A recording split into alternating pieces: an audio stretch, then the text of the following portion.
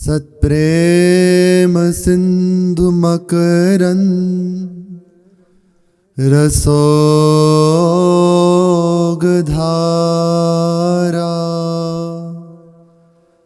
सारा नजश्रमभिता श्रवदाश्रितेषु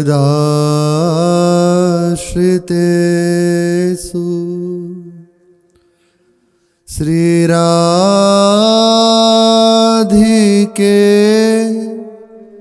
तव कदा चरणारविंदौ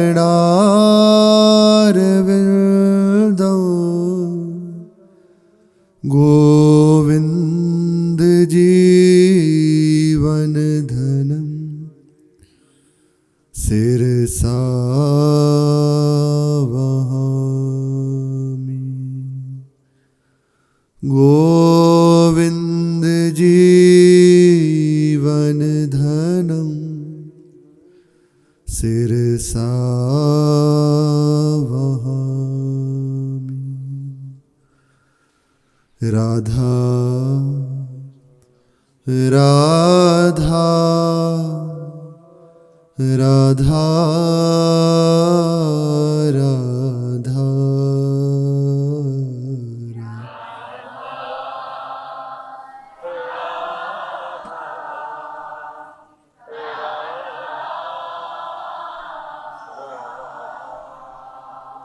राधा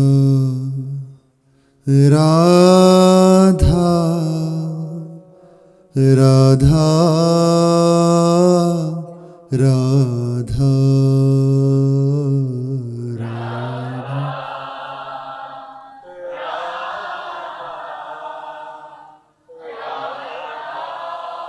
राधा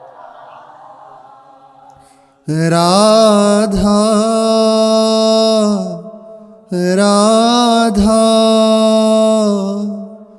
राधा राधा राधा राधा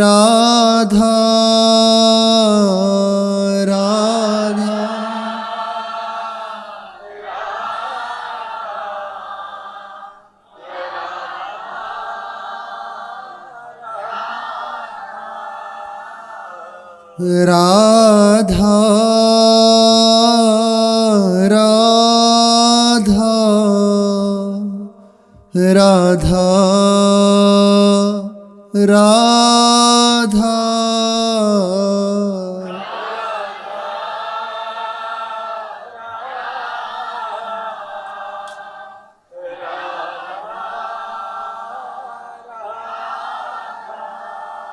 राधा राधा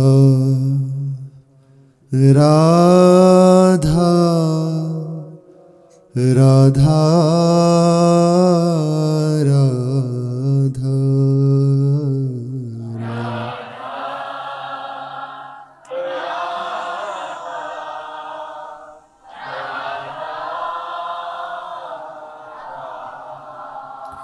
श्री राधा वल्लभ लाल की अपार करुणा वरुणालय अहेतु की कृपालु परम उदार महामहिमाशाली श्री वृंदावन धाम के आराध्य युगल सरकार श्री श्यामा श्याम, इनके सुख में सुखी समस्त सहचरी वृंद, धाम का समस्त परिकर निज परिकर। प्रसीद परमानंद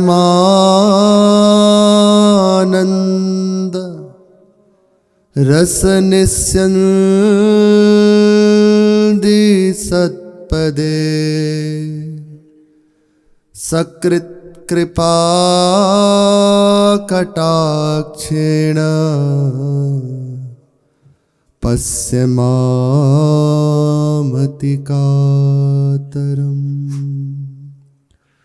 सकृत कृपा कटाक्षेण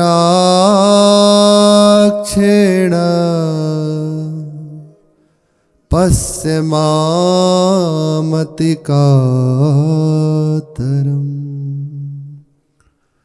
उपासना यदि गुरु कृपा से, प्रभु की कृपा से ठीक चल रही है वाणी जी का गायन, मंत्र का जप, श्री युगल सरकार की आठों प्रहर सेवा, यदि ये अपराध रहित होकर बन रही है तो एक प्रभाव उपासक के हृदय में जागृत होता है। एक अलौकिक अद्भुत बात हृदय में जागृत होती है जो अन्य किसी और तरह प्राप्त नहीं हो सकती। ये ऐसी बात है कि प्रभु के साक्षात्कार हो उससे भी बढ़ के ये ऐसी परम अद्भुत बात है। ये उपासक के हृदय में स्फुरित होती है। खास बात है अपराध शून्य हृदय, क्योंकि हमारे प्रभु बहुत कृपालु हैं। बस उन्हें एक ही बात से दुख कह लीजिए, दुख है। वह अपने जनों का अपराध सहन नहीं कर पाते। उनका जन, आप खूब अच्छे से साधन भजन कर रहे हैं, पर किसी न किसी संत का, वैष्णव का अपराध करते हैं तो निश्चित ये बात नहीं आ पाएगी। बाहर से क्रिया हो सकती है, पर जो अंदर हृदय में ये प्राप्त होना चाहिए, जो कृष्ण महाप्रभु कह रहे हैं, ये मुश्किल है, बहुत मुश्किल है। ये बात आ गई तो प्रभु की प्राप्ति दुर्लभ नहीं। इस बात के अधीन है प्रभु, जिसे कहते हैं चाह, विकलता, मिलने की लालसा, ये आ जाती है। सावधानी पूर्वक जो उपासक चल रहा है, एक बार एक महापुरुष कह रहे थे, भगवत प्राप्ति हो जाना आसान है, पर भगवत प्राप्ति की लालसा जागृत हो जाना कठिन है। और ऐसा ही है। निश्चित है धाम में आ गए, परम मंगल कल्याण। आज प्रातःकाल ही सुना कितनी कितनी एक एक प्रभु की सेवा की ऐसी महिमा, जो प्रभु को चंवर कर देते हैं, उनकी कैसी स्थिति है। थोड़ी थोड़ी सेवा में क्या वस्तु प्राप्त हो जाती है। जो माला गुंथन कर रहे हैं, प्रिया प्रीतम उसे धारण करने के लिए बहुत प्रसन्न होते हैं। जैसे ही गुंथित माला हो रही है, वो माला बना रहे हैं, उसी समय प्रभु स्वीकार कर लेते हैं, मेरे लिए तैयार हो रही है। एक एक सेवा की अद्भुत महिमा है, पर फिर हमें अनुभव क्यों नहीं हो पाता? तो बात है इतनी महिमा, इतना कुछ, फिर मेरे हृदय में वो बात क्यों नहीं आ रही? मेरा हृदय वैसे ही सूखा, जहां कह रहे हैं प्रभु को एक बार प्रणाम कर लिया तो समस्त अपराध पाप नष्ट हो जाते हैं। यज्ञों का, अश्वमेध यज्ञ का फल प्राप्त होता है। 10 अश्वमेध यज्ञ का एक बार श्री हरि को प्रणाम कर दिया जाए, श्री हरिप्रिया जी को, तो 10 अश्वमेध यज्ञ का फल प्राप्त हो जाता है। 10 अश्वमेध यज्ञ करने वाला उसका जन्म होगा, दोबारा यहाँ जन्म लेना पड़ेगा। लेकिन जिसने 10 प्रभु को प्रणाम कर लिया, उसका जन्म नहीं होगा। पुनर्जन्म न विद्यते, उसका जन्म नहीं होता। फिर हमें अनुभव क्यों नहीं होता? बहुत सूक्ष्म बात है, हमसे त्रुटि हो रही है। उपासना सावधानी की होती है। प्रतिपल हम जिस मार्ग में चल रहे, सावधानी पूर्वक चल रहे, तो निश्चित बहुत जल्दी ये रंग चढ़ आता है। जैसे प्रभाव यहाँ का, एक माला करी, अब धाम का, एक तो आपकी माला का प्रभाव, दूसरा इस धाम का प्रभाव, वो जो बढ़ रहा है ना, उसकी गिनती नहीं होती। ऐसे ही है, हम जान नहीं पाते, पर जान अनजान में हमसे ऐसी गलतियां हो जाती हैं। इस धाम की एक ही महिमा है, आप जो हो जैसे हो सब चलेगा, पर ऐसे रहिए। कह रहे हैं, हे महारानी जी, आवाज बढ़ाओ, थोड़ी यहां की बढ़ाइए। अपने सुंदर चरण कमलों से आपके चरण कमल निरंतर परमानंद का निर्झरण करते रहते हैं। श्री जी के चरण। सत्प्रेम सिंधु मकरंद रसौक धारा, निरंतर अजस्र धारा प्रेम की बहती रहती है। आपके चरण कमल से परमानंद का निर्झरण होता रहता है। हे स्वामी जी, हमारे अंदर कोई ऐसी योग्यता नहीं जिससे आप प्रसन्न हो जाए, पर आपका स्वभाव है, जिसे अपना लिया उसके गुण दोष नहीं देखते, कोई योग्यता नहीं देखते। आप अपने कृपा में स्वभाव से प्रसन्न हो जाइए और मुझ दीन को, ये बात किसी योग्य नहीं, कुछ नहीं, मुझ दीन को एक बार अपनी करुणा भरी दृष्टि से देख लीजिए। इतने में ही मेरा कल्याण हो जाएगा, इतने में ही मेरी सारी बात बन जाएगी, ये बात आ जाए। कोटि कोटि जगद्भासी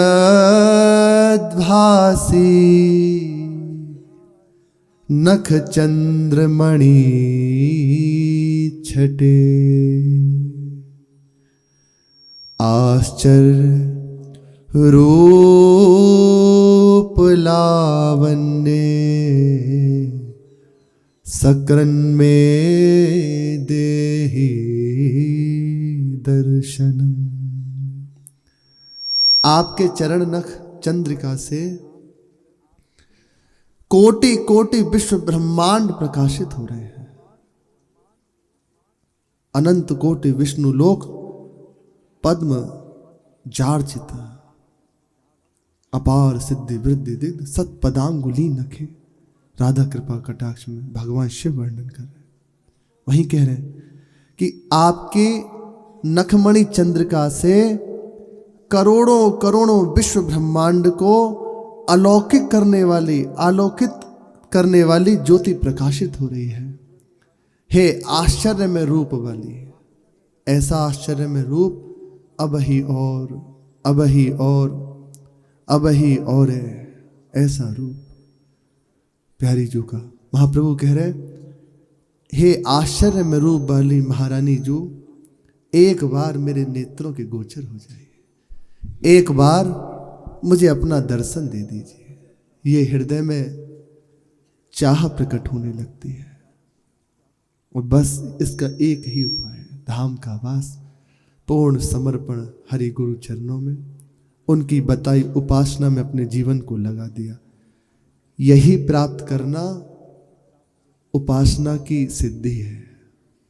प्रभु का दर्शन हो जाना भी हो तो रहा है, देखो दुर्योधन को, औरों को भी हो रहा है, लेकिन ये बात नहीं है, हृदय में विकलता नहीं है। तो कोई प्रकट रूप में जो दिखाया जा रहा है लीला, सब भगवत पात्र ही हैं, हमारा उनको भी प्रणाम है, क्योंकि प्रभु की लीला में सहयोग कर रहे हैं। तो कहीं भी ऐसा दर्शन नहीं हो रहा कि वो प्रेम आदि का कहीं भाव हो, द्वेष लीला और प्रकट हो रही है। तो भगवत दर्शन से श्रेष्ठ है भगवत मिलन की चाह। प्रभु के लिए हृदय तड़पता रहे, उनके लिए हर समय विकलता हृदय में बनी रहे। महाप्रेम रसानंद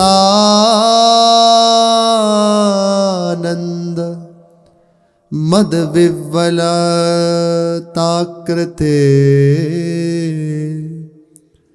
महाप्रेम रसानंद मद विव्वलताकृते, पुलकोद भिन्न सर्वांगी कदा त्वामलोकै,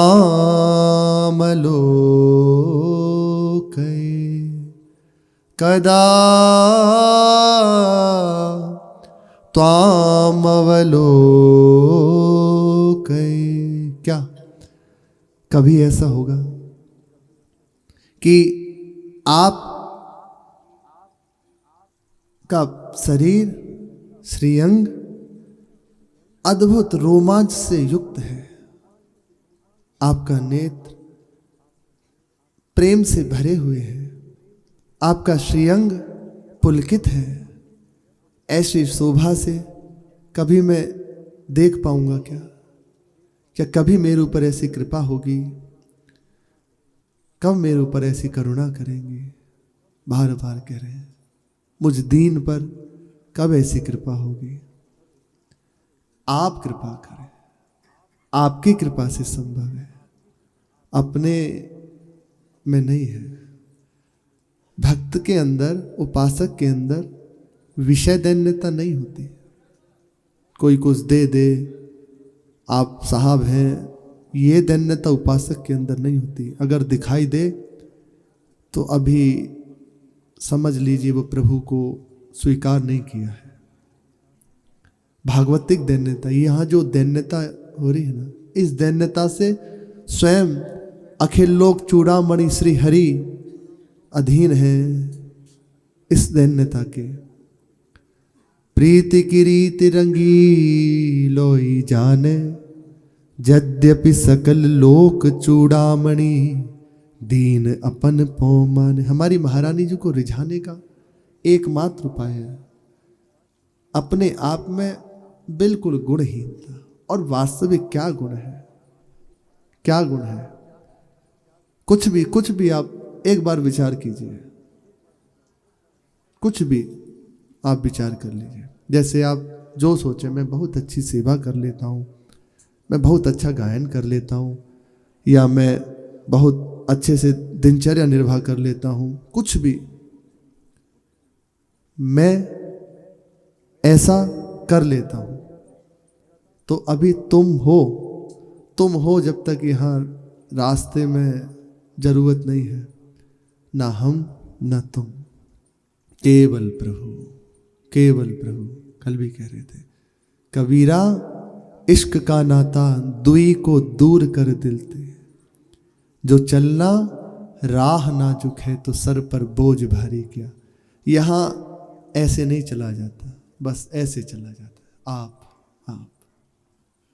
अपनी भी सुधि ना रही, एक रहो नंदलाल। ये है इस मार्ग की। अपने को बार बार बस यही देखना है, कहीं भी अंदर ये बात उठे कि ऐसा कुछ, और सच्ची बताएं, इस बात के आने में यही बाधक है। ये जो हृदय में नहीं आ रही ना, हृदय विकल नहीं हो रहा, बात सुनकर रोना नहीं आता, अभी अभी हृदय विकल हो जाए। कुछ है नहीं। बहुत अद्भुत बात है, यदि बहुत ध्यानपूर्वक सुनेंगे ना तो आनंद हृदय में बढ़ेगा। कुछ है नहीं, आंतरिक सब दशा प्रभु जानते हैं, और जितनी वे हमें जना रहे हम जानते हैं। बाहर से कोई एक ऐसा नहीं जो ऐसे करने वाला हो, गुरु या इष्ट की सेवा, जिसे देखो बस यही लगता है कैसे इसको गिराओ, इसका तिरस्कार, अपमान। यार ये उपासक के लिए बहुत रास्ते के पाथे हैं, इन्हीं के सहारे वो बढ़ता, नहीं तो कहीं भी अटक जाए। कहीं वास्तविक चिपकू स्वभाव होता है, मन बहुत वो उसका स्वभाव है पकड़ लेने का। तो जहां उसे लगा कि ये मेरे अनुकूल है तो मान लेता है ये मेरा है। प्रभु कृपा करते हैं, हर ओर से उसका तिरस्कार कराते हैं, हर ओर से उसकी निंदा कराते हैं। व्यर्थ में जब दिखता है कि किसी लायक नहीं, कोई मेरा नहीं, प्रभु संभाल लीजिए, रीझ जाओ, कृपा से रीझ जाओ, हम में तो कुछ नहीं पहुंच रहा है। जितनी जितनी ये हृदय में बात आती चली जाती है, उतना उतना उसकी यात्रा तीव्र होती चली जाती है। वास्तविक महापुरुषों का सानिध्य है, भक्तों का संग है, उपासना यदि चल रही है, निरंतर कृपा से सत्संग प्राप्त हो ही रहा है, तो आ जाएगी, पक्का आ जाएगी। प्रभु दे ही रहे ये अवसर हमें, इसी के लिए हमें बस ऐसे रहना है। जो करावे करते चले जाओ, जो पवावे पालो, जो पहनावे पहन लो, जहां बिठा दे बैठ जाओ। जो पहनावे सोई पहरूं, जो देवे सोई खाऊं, मेरी उनकी प्रीति पुरानी, वे मोय बेके तो बिक जाऊं। आज का प्रसंग बहुत अच्छा है। प्रसंग तो सभी अच्छे हैं, जो हृदय को लग जाए प्रसंग में ही सुनाएंगे। श्री मीरा जी 5 वर्ष वृंदावन में हो, ब्रज में रहकर अनेकों दिव्य लीलाओं का दर्शन किया। प्रारंभ में श्री ललिता जी आती और उन्हें साथ में ले जाती, दिव्य लीलाओं का दर्शन कराती, उनमें सम्मिलित कराती और फिर अपनी कुंज में वापस आ जाती। इसी तरह रहकर अनेकों लीलाओं का दर्शन किया, उनमें सम्मिलित हुई, उनका आस्वादन, उसकी लीला पात्र बनी।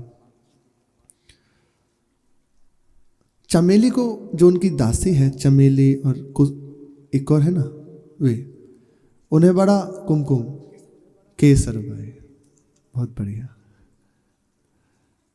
उनको बड़ा आश्चर्य होता कि पहले चित्तौड़ में जब बाईसा हुकुम रहती तो भावावेश होता, 8-8 दिन तक भाव अवस्था में रहती, लेकिन ऐसा नहीं होता कि हमारी किसी की कोई सुधि नहीं।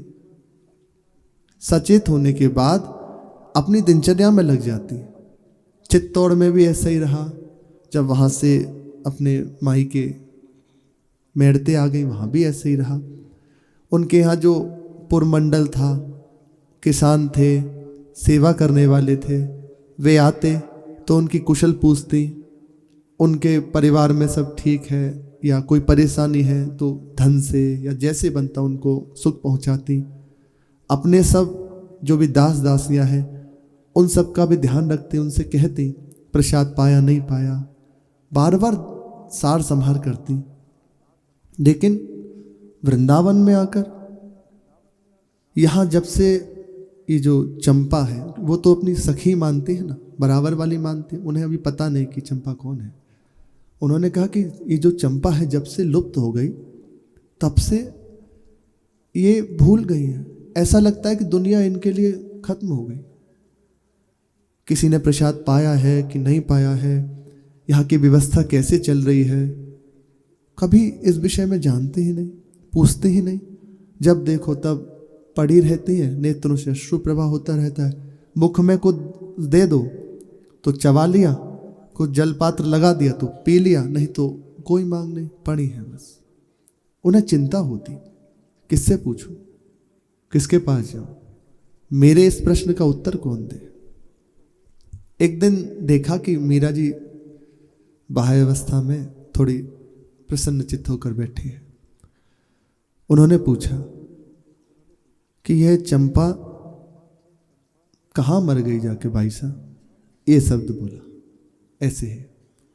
मीरा जी ने तत्काल घबराकर उसके मुख पे हाथ रख दिया। उनके लिए ऐसी बात मत कहो, अपराध है।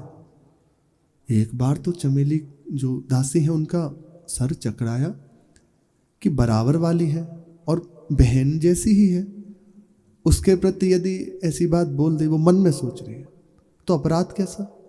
फिर उन्होंने लेकिन बाहरी कोई बात कही नहीं, कहा कि वो एकदम लोप हो गई तो इसलिए ऐसा कह गई और कोई भाव नहीं, और बचा कर कहीं उनके भाव में विक्षेप ना पहुंचे। मन ही मन ऐसा विचार किया कि जाने कहाँ चली गई हैं और कोई उनका पता नहीं है, इसलिए ऐसा कह गई। मीरा जी एकदम भाव अवस्था में है, पुलकित, उनकी चर्चा हुई, रोमांच हुआ, आंखें भर आई, जहां से भी पधारी थी वहीं चली गई।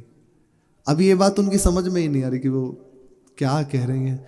उसने विचार किया कि बार बार उनको पुलकन हो रहा, कहीं मूर्छित ना हो जाए और कहीं ऐसा ना हो कि अभी तो चंपा को उन मतलब सम्मान सूचक शब्द कह रही है, मुझे भी कहीं सम्मान से न बोलने लग जाए, तो इसलिए प्रणाम किया और हट गई वहाँ से। मीरा जी उन्हें समझाती अपने जो परिकर था कि श्रीधाम वृंदावन है, यहाँ किसी के प्रति भी मन से वाणी से अपराध न बन जाए, कैसे भी मन से वाणी से शरीर से कोई अपराध न बने। ये जैसा दिखाई दे रहा है वैसा है नहीं, दिव्य है। जब कृपा होती है तभी नेत्रों के सामने प्रकाशित होता है, ये है ऐसा नहीं। इसलिए बहुत सावधानी पूर्वक रहें। यहाँ सब रूपों में श्री ठाकुर जी हैं, दूसरा कोई और नहीं। मीरा जी की शरीर दिन दिन क्षीण होने लगी, क्योंकि भोजन है, पानी है, उचित मात्रा में ना लेने से उनका शरीर क्षीण होने लगा। तेज, भक्ति का प्रताप, हृदय की सरसता दिनों दिन बढ़ती जा रही है। यही शरीर का बल नहीं है, ये बल है। इसी से प्रभु अधीन होते हैं। उनका भजन का प्रताप बढ़ रहा है, हृदय सरस होता जा रहा है, बाह्य बाहर घूम रहा है। हर समय बाह्य अभ्यास शून्य, बिल्कुल अंतर में डूबी हुई लेटी रहती, या बैठा दो तो बैठ जाती और नेत्रों से अश्रु होता रहे, बहते रहते। क्या अद्भुत दशा है! ये प्रभु की दर्शन से भी बढ़ के उनकी याद में जीवन बीत जाए। प्रतीक्षण ऐसे बीते कि अब बस प्राण छूटे, अब बस प्राण छूटे। ये प्रतीक्षण है। बिरहा बिरहा मत कहो, बिरहा है शैतान, महापुरुषों ने गाया है। जा हृदय बिरहा उपजे, ऐसा ये साधारण वस्तु नहीं है। हम अभी थोड़ी सी जलन नहीं सह पाते, थोड़ा सा राग द्वेष हुआ, उसकी प्रतिक्रिया कर देते हैं, और फिर विरह सबको भस्म कर देता है। ना शुभ ना अशुभ, प्रभु विवश हो जाते हैं। विचार कीजिए, ये है वस्तु। हर समय पड़ी रहती है, आश्रु प्रवाह होता रहता। धीरे धीरे बस यही पूछती है चमेली से कि ललिता जो आई, बार बार यही पूछती उनसे। कुछ समय में वे ललिता, उनको चमेली को ही ललिता संबोधन करने लगे। कुछ ही वर्ष में वहां के सब जन भूल गए कि इनका नाम चमेली था, और बस सब ललिता नाम से उनको पुकारने लगे। भूल गए कि ये चमेली नाम था इनका, ललिता नाम से मीरा जी उन्हें पुकारने लगी। वे भी भूल गई मेरा नाम चमेली। उनके अंदर एक चिंता बनी रहती चमेली भाई के अंदर कि धन समाप्त हो ही रहा है, कोई व्यवस्था है नहीं, किससे कहें? अगर ये धन समाप्त हो गया तो कैसे भी आगे की सब साधु संत आते हैं, उनका कैसे सत्कार होगा, यहाँ भोजन आदि कैसे होगा? ये चिंता उनके अंदर बढ़ती चली गई। नित्य श्री मीरा जी जाती लीला में, रात्रि होते ही जहां आवाहन हुआ वो उठकर चल देती। एक रात में श्री श्याम सुंदर के सन्मुख खड़ी हुई थी। अब देखो, जिनके लिए जीवन में वही कह रहे कि माधवी या मीरा, अब तो यहां मत आया कर। वो जी रहे हैं उनको देख देख के, वही कह रहे हैं अब तो यहां मत आया कर, अब तो वहीं रहकर भक्ति कर। तुम्हारे दर्शन से, स्पर्श से, सेवा से जगत का मंगल होगा। सब परमानंद को प्राप्त करेंगे, भक्ति पथ पर अग्रसर होंगे तुम्हारे सानिध्य से। इसलिए अब तुम यहां मत आया करो। बहुत कठिन है, नेत्रों से देख रहे कि कैसा दिव्य स्वरूप, एक क्षण वियोग असहा है, कैसे जी सकते? वही प्रभु कह रहे हैं मत आना। और अब तुम्हारी ये दशा नहीं रहेगी जो हर समय अंदर में डूबी रहती हो ना, प्रेम में, बाह्य ज्ञान शून्य निरंतर। अब ये नहीं रहेगी। अब क्या कहोगे बताओ? लग रहा है ना कि प्रभु इतने कठोर क्यों, ऐसा क्यों? वे तो कहते हैं प्रेम की मूर्ति है और अपने को दूर, ऐसा क्यों? यही है। उमा राम स्वभाव जही जाना, ताहि भजन तजि भाव न आना। इसलिए भक्तों की विशेष महिमा है, भगवान से बढ़ के विशेष महिमा। क्यों? कि हर तरह राजे, जैसे आप लीजिए, जैसे आप प्रसन्न हो। आपको इसी में सुख है, मैं ना हूं, नहीं हूं। आपको अच्छा लगता है, दूर हो, ठीक, ऐसे ही रहे, ऐसे ही ठीक। जैसे जेहि जेहि विधि मारो साजन लीजे, तैसो भेष धरूंगी हो, बाला मैं वैराग्य। ये प्राप्त होता है आप जैसे लीजिए। इसीलिए कह रहे हैं आश्रय भजन का सार है। जिसकी समझ में ये बात आ गई ना, उसे कुछ जानना बाकी नहीं रहता। इसलिए श्री जी बस इतनी ही बात कराते, प्रभु मैं आपका हूं, जैसे आप लीजिए। कई बार ऐसा भी लगता है कि और कुछ नहीं कह रहे, साधन संबंधी बात। हार जाओ, दौड़ के हार जाओ, या पहले स्वीकार कर लो, प्रभु जैसे प्रसन्न हो, राजी रहे। कालांतर में कहीं और जाने की प्रेरणा होगी। द्वारिका जाना है ना यहां से, तो बस वो चुप होके सुन रही है, कोई उत्तर नहीं, सिर झुका हुआ, नेत्रों से अश्रु प्रभा शुरू। हृदय में वियोग की अग्नि उठ हो गई कि अब इनसे वियोग हो जाएगा। नित्य जो दर्शन हो रहा है अब नहीं हो पाएगा। जो प्रेमी जन है, जैसे जो वृंदावन आते हैं और फिर वो वापस जाएं, धाम के जो अनुरागी जन है वे थोड़ा सा अनुभव कर सकते हैं कि आसक्त है धाम से, दूसरी कोई अपनी मंजिल नहीं, यही है।